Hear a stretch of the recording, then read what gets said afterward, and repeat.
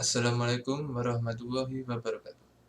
Perkenalkan, nama saya Muhammad Syahrul Amiruddin, NIM 2019 51030. Pada video kali ini, saya akan mempresentasikan jurnal yang telah saya dapat untuk mata kuliah pemrograman mikrokontroler. Baik, untuk yang pertama ada judul jurnal.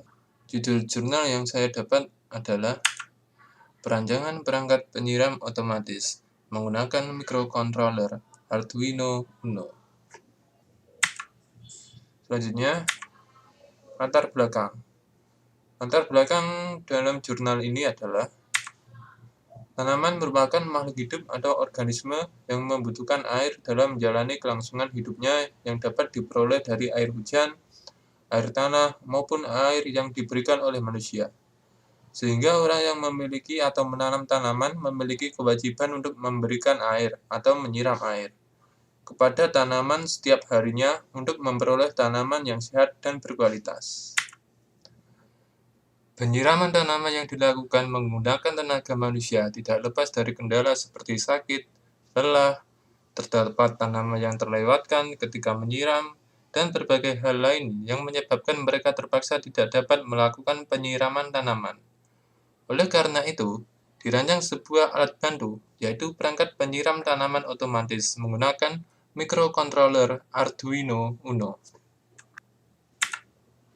Selanjutnya, ada solusi. Setelah membaca jurnal tersebut menawarkan solusinya, yaitu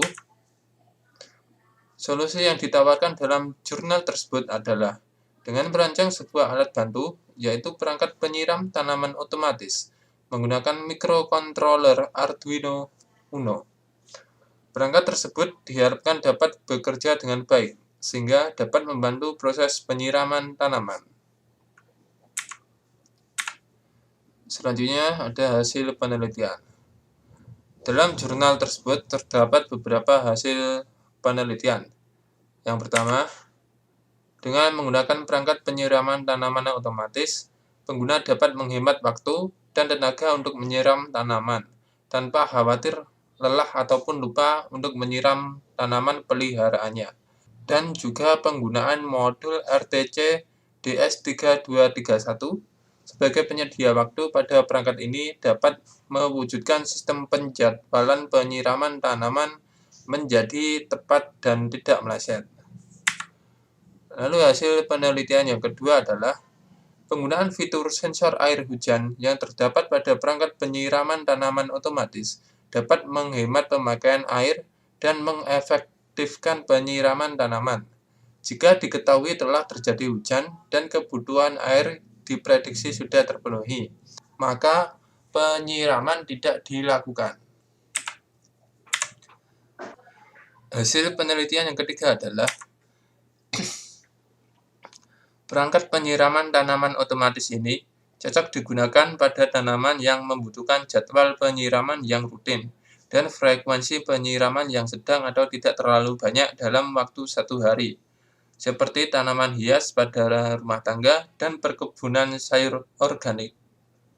Dan hasil penelitian yang terakhir atau yang keempat adalah takaran penyiraman dapat berubah tergantung tekanan dari sumber air yang digunakan, sehingga penggunaan pompa air DC akan memberikan jumlah takaran air yang berbeda dengan penggunaan pompa air AC. Selanjutnya ada pengembangan ide. Setelah membaca jurnal tersebut, ada beberapa ide yang dapat dikembangkan lagi, terutama pada sensor dan akuatornya ya. Untuk sensornya sendiri yang dapat dikembangkan adalah perangkat ini hanya menggunakan sistem jadwal harian, yaitu dengan menggunakan modul RTC DS3231.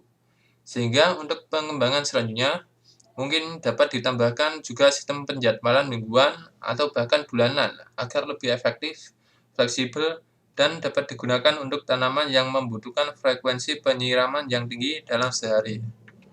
Lalu pengembangan ide yang kedua untuk sensor.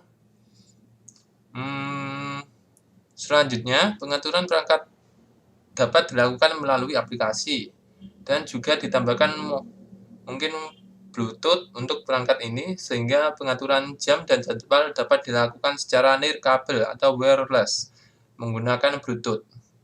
Karena pada perangkat ini semuanya masih belum bisa diakses secara Bluetooth atau nirkabel ya.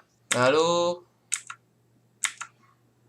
pengembangan untuk akuatornya, penggunaan pompa air DC 12 volt sebanyak 1 buah yang digunakan untuk menghisap air pada tampungan air pendeteksi air hujan dianggap belum maksimal, karena hanya mampu menyiram tanaman dengan kapasitas yang sedikit. Oleh karena itu, sebaiknya pompa airnya tidak hanya 1 buah, atau bisa diganti ke pompa air yang lebih besar, sehingga penyiraman tanaman itu dapat lebih besar atau dengan kapasitas yang lebih besar lagi ya. Baik, mungkin sekian dari video presentasi kali ini. Apabila ada kesalahan, saya mohon maaf. Sekian dan terima kasih.